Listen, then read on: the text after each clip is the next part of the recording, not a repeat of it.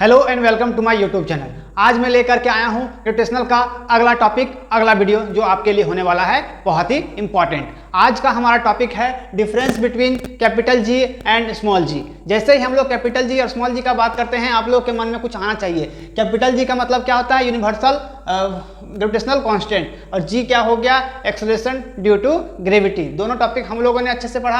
आज इन दोनों के बीच में डिफरेंस हम लोग निकालेंगे, ठीक है। तो यहाँ पर देखिए जी, कैपिटल जी और स्मॉल जी क्या होता है, दोनों का पहले हम लोग फॉर्मूला लिख लेते हैं, ठीक है। तो यहाँ पर F इक्वल टू क्या होता है आपका? G m1 m2 by R square. ये फॉर्मूला आप लोगों ने पढ़ा होगा, ये फॉर्मूला आप लोगों ने पढ़ा होगा इससे पिछले वीडियो में। जो बच्चे नहीं पढ़े हैं, मेरे पिछले वीडियो में जाकर के देख सकते हैं, उसका लिंक आप लोग को डिस्क्रिप्शन में मिल जाएगा या फिर मेरे पिछले वीडियो में मिल जाएगा, ठीक है। यहाँ पर F equal to G m1 m2 by R square. यहाँ पर F प्रोपोर्शनल था और हम लोग प्रोपोर्शनल टू के साइन को हटा करके G यूज किए थे। इसको बोलते हैं यूनिवर्सल ग्रेविटेशनल कांस्टेंट। यहाँ पर m1 m2 क्या है? F प्रोपोर्शनल m1 m2, मतलब कि मास का फोर्स जो होगा वो मास के प्रोपोर्शनल होगा, मास ऑफ द ऑब्जेक्ट के, और इनवर्सली प्रोपोर्शनल किसके होगा? स्क्वायर ऑफ डिस्टेंस, ठीक है। और यहाँ पर अब देखिए स्मॉल जी का वैल्यू क्या होता है? 9.8 मीटर पर सेकेंड, ठीक है। इससे पहले भी हम लोगों ने दोनों के बारे में चर्चा किया। ये कब पढ़े हम लोग? एक्सेलरेशन ड्यू टू ग्रेविटी के कारण जो बॉडी में ऑब्जेक्ट में जो एक्सेलरेशन हो रहा था, उसमें हम लोग ये फॉर्मूला यूज किए थे कि G equal to 9.8, small G equal to 9.8 metre per second, ठीक है। ये हो गया इसका डिफरेंस। चलिए अब हम लोग कम से कम तीन चार्ट पढ़ेंगे जो हम लोग के एग्जाम में पूछा जाता है, ठीक है। ये वैल्यू आप लोगों को, ये फॉर्मूला आप लोगों को याद रखना है, ठीक है। चलिए कैपिटल जी और स्मॉल जी में डिफरेंस हम लोग पढ़ते हैं। तो पहला लिख लीजिए, पहला डिफरेंस क्या होगा कैपिटल जी और स्मॉल जी में? तो पहला डिफरेंस होगा it is a scalar quantity, ठीक है। ये क्या होगा आपका? स्केलर क्वांटिटी होगा। कैपिटल जी क्या होगा? स्केलर क्वांटिटी होगा। और ये क्या होगा? स्मॉल जी आपका क्या होगा? It is a vector quantity, ठीक है। ये क्या हो जाएगा? ये स्केलर क्वांटिटी हो जाएगा, ये हो जाएगा आपका वेक्टर क्वांटिटी। एक डिफरेंस, सिंपल सा डिफरेंस आप लोगों को मिल गया, ठीक है। चलिए अब दूसरा हम लोग इसमें करते हैं।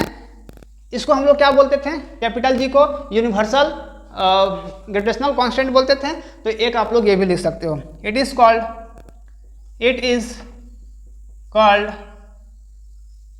यूनिवर्सल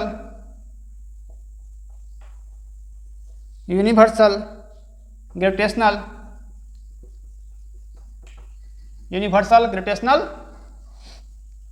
कांस्टेंट, ठीक है। ये क्या हो गया आपका? Universal, it is called universal gravitational constant. इसको हम लोग यूनिवर्सल ग्रेविटेशनल कांस्टेंट भी बोलते हैं, ठीक है। और इसको हम लोग क्या बोलते हैं? सेकंड पॉइंट इसमें लिख लीजिए। सिंपल सा डिफरेंस जो हम लोगों ने पढ़ा है इसके बारे में, it is called acceleration due to gravity. इसको हम लोग क्या बोल सकते हैं? इसको हम लोग एक्सेलरेशन ड्यू टू ग्रेविटी। पहले दो पॉइंट जो हम लोग के सामने हैं, इन दोनों पॉइंट को हम लोग समझ लेते हैं, उसके बाद ही थर्ड पॉइंट करेंगे। तो यहाँ पर क्या है? कैपिटल जी में क्या होगा? It is a scalar quantity. ये क्या है? स्केलर क्वांटिटी होता है।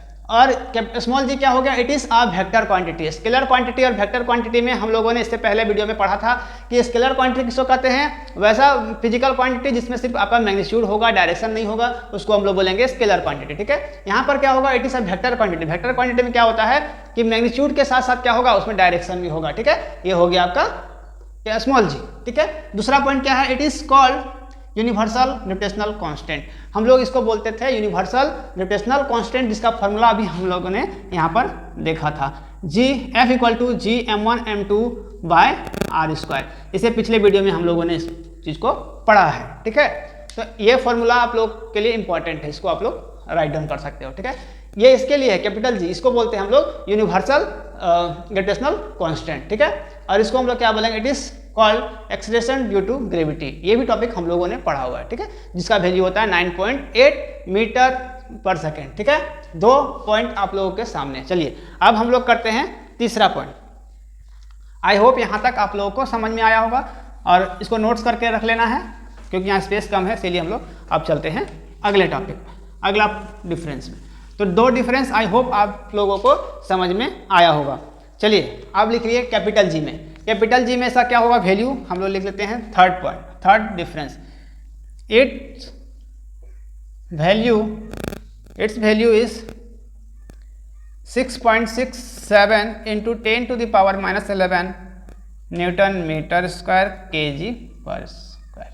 ठीक है, इसका वैल्यू क्या हो गया आपका 6.67 इंटू 10⁻⁻11 यहाँ पर न्यूटन मीटर स्क्वायर पर केजी स्क्वायर। ठीक है, ये आप लोगों को इसका वैल्यू याद रखना है जो इंपॉर्टेंट है आपके लिए। ठीक है, ऑब्जेक्टिव क्वेश्चंस में आप लोगों को पूछा जा सकता है। चलिए इसका भी वैल्यू हम लोग लिखेंगे, its value on the surface of Earth is 9.8 metre per second square. ठीक है, चलिए 3 पॉइंट हम लोगों ने इंपॉर्टेंट पढ़ा जो आपके लिए होने ये है बहुत ही इंपॉर्टेंट। ये डिफरेंस आप लोगों को बहुत ज़्यादा पूछा जाता है, अगर ना भी पूछा जाए तो इसमें ऑब्जेक्टिव क्वेश्चंस आप लोगों को मिलेगा ही मिलेगा कि यहाँ पर कैपिटल जी का वैल्यू क्या होता है, तो ये आप लोगों को याद रखना है। और स्मॉल जी का वैल्यू जब भी पूछे तो आप लोगों को 9.8 मीटर पर सेकेंड स्क्वायर, ये आप लोगों को याद रखना है। ठीक है, तो 3 टॉपिक, 3 डिफरेंस हम लोगों ने किया जो इंपॉर्टेंट डिफरेंस था, जो आपको हमेशा एग्जाम्स में पूछे जाते हैं। ठीक है, इससे रिलेटेड भी बहुत सारे टॉपिक मैंने ऑलरेडी अपलोड किया हुआ है, आप लोग चाहोगे तो देख सकते हो। और जो बच्चे नए हैं वो बच्चे चैनल को सब्सक्राइब करके शेयर भी कर दें ताकि और भी बच्चे जो हैं इससे जुड़ पाएँ और अच्छे मार्क्स ला पाएँ, अच्छे से फिजिक्स पढ़ पाएँ। ठीक है, मिलते हैं अगले वीडियो में, तब तक थैंक यू, टेक केयर, जय हिंद।